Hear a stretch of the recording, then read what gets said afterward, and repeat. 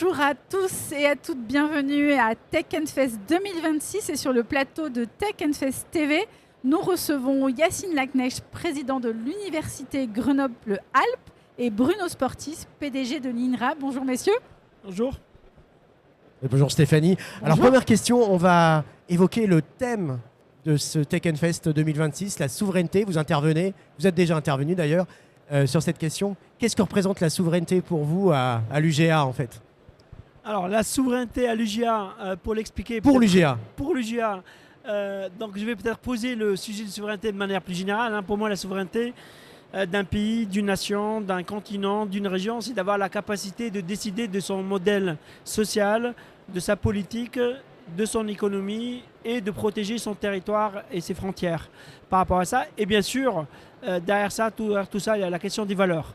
Pour y arriver, il y a une condition nécessaire, ce qui est l'autonomie et la souveraineté scientifique et technologique. Parce que la souveraineté, ce n'est pas une question d'aujourd'hui, c'est une question du court terme, du moyen terme et du long terme. Et l'UGA, en étant une université qui impacte en termes de recherche, d'innovation et de formation avec ses partenaires, notamment INRIA. Donc par rapport à ça, nous avons un rôle qu'on prend de manière très sérieuse. Nous devons contribuer à la souveraineté de la France et de l'Europe et de toutes les régions dans le monde. Alors l'INRIA est bien entendu institut national, donc vous avez un rôle pour la France, voilà, et vous avez une vision aussi de la souveraineté que vous pouvez exposer en quelques secondes.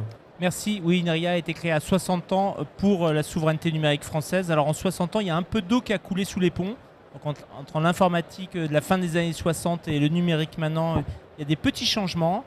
Et nous, effectivement, on porte auprès de l'État, en tant qu'Institut national de recherche, par la recherche et l'innovation, eh bien, on porte des programmes nationaux pour renforcer de la souveraineté numérique dans tous les domaines, dans des domaines où l'Université Grenoble-Alpes est très forte par ailleurs, la cybersécurité, la simulation numérique, le futur de l'informatique quantique, l'intelligence artificielle. Et pour le faire, il faut qu'il y ait un écosystème qui travaille ensemble. Les cartes, elles peuvent être redistribuées pour la souveraineté. Donc même si actuellement, on n'est pas la France, l'Europe, ce n'est pas les leaders dans le numérique, c'est la vérité, c'est la Chine et les États-Unis. Mais les prochaines batailles, eh bien, on est en train de les construire avec tout l'écosystème académique et l'écosystème industriel. C'est ça l'enjeu des partenariats avec l'Université Grenoble-Alpes. Et justement, tous les deux, vous portez un projet, on va dire un peu de territoire. Vous dites aussi que c'est assez spécifique à Grenoble. Pourquoi est-ce que ici ça fonctionne et pourquoi vous portez un peu comme un exemple? Alors, pourquoi en tout cas, on souhaite que Grenoble soit pas nécessairement l'unique, je pense que ça n'a pas de sens d'être unique, mais en tout cas un leader tiré d'autres, etc. Parce qu'aujourd'hui, à Grenoble, nous avons l'écosystème, nous avons la très bonne recherche, nous avons de la très bonne formation, nous avons l'économie, de l'industrie très vive, très dynamique par rapport à ça. Et que je pense que nous avons des façons de travailler ensemble, d'aligner nos stratégies, d'aligner nos ressources qui nous permettent d'être impactants, avoir un impact par rapport à ça. Alors c'est un écosystème local, mais nous cherchons un impact national, européen et même international par rapport à ça. Et avec des partenariats aussi forts et qui font aussi sens que celui avec INRIA, je pense que nous sommes sur la bonne voie. Et encore une fois, on ne veut pas être unique, ça n'a pas de sens. On veut au contraire montrer une des voies que nous pensons qui fait du sens et qui est efficace pour répondre à ce besoin extrêmement important du pays. Je vais rebondir sur ce que dit Yacine. Dans le numérique, tout est mélangé. C'est-à-dire que la question des compétences, elle est centrale parce que ça bouge en permanence. Derrière, ça veut dire que ça pose des questions de formation initiale. Elles évoluent, vos formations initiales, à cause du numérique ou grâce au numérique. De formation tout au long de la vie, c'est important pour les entreprises et aussi pour des métiers comme les vôtres aussi. Ça pose des questions d'innovation parce que les cycles d'innovation, ils sont complètement modifiés avec le numérique et l'intelligence artificielle. Et donc tout ça est mélangé. Formation, recherche, innovation. C'est pour ça que vous jouez un rôle majeur d'ailleurs, parce que vous êtes les seuls, vous les universités, à intégrer.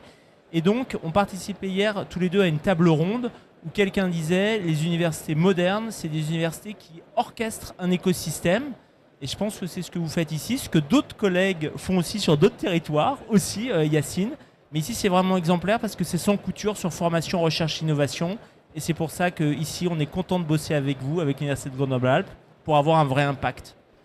Qu'est-ce que vous voyez d'intéressant à l'INRIA aujourd'hui en termes d'innovation, des pistes sur lesquelles vous travaillez actuellement Vous le disiez que des choses qui n'existaient peut-être pas il y a 10 ans. On pense à la quantique, on pense à la recherche sur les telcos. Il y a énormément de choses sur la cybersécurité aussi qui sont développées. Quels sont vos axes aujourd'hui déterminants que vous trouvez intéressants, émergents et qui parlent localement aussi ici avec l'UGA notamment? On l'évoquait tout à l'heure, il y a le sujet des usages du numérique qui, pour moi, doivent tirer tout quand même pour qu'on soit sur des vrais sujets. Et il y a un usage qui est évidemment le numérique pour la santé. La santé, elle est en train d'être complètement modifiée par l'arrivée du numérique. C'est une dynamique qui est très ancienne sur l'imagerie médicale, sur la bioinformatique.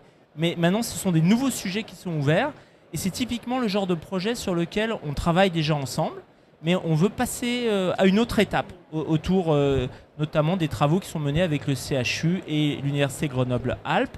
Ça, c'est un exemple d'usage. Et puis après, il y a le cœur du numérique, c'est-à-dire les capacités qui vont nous permettre de redistribuer les cartes, comme je disais tout à l'heure. Donc il y a un IA cluster ici à Grenoble. C'est un des IA clusters les plus dynamiques parmi 9 au niveau national. INRIA coordonne le volet recherche de la stratégie nationale, donc on a une bonne vision de ça. Il y a aussi ce qui peut se passer sur l'avenir du cloud, qui sera peut-être pas l'avenir des grands hyperscalers américains qui actuellement dominent le marché, parce qu'il y a le sujet de la frugalité, de la soutenabilité. Je sais que tu es très très actif sur ce sujet. Il y a des projets dans le cadre de la feuille de route de l'Université Grenoble-Alpes qu'on est en train de monter. Et il y a bien sûr l'informatique quantique où l'écosystème grenoblois, autour de l'université, autour du CEA, avec INRIA, est extrêmement présent au niveau national.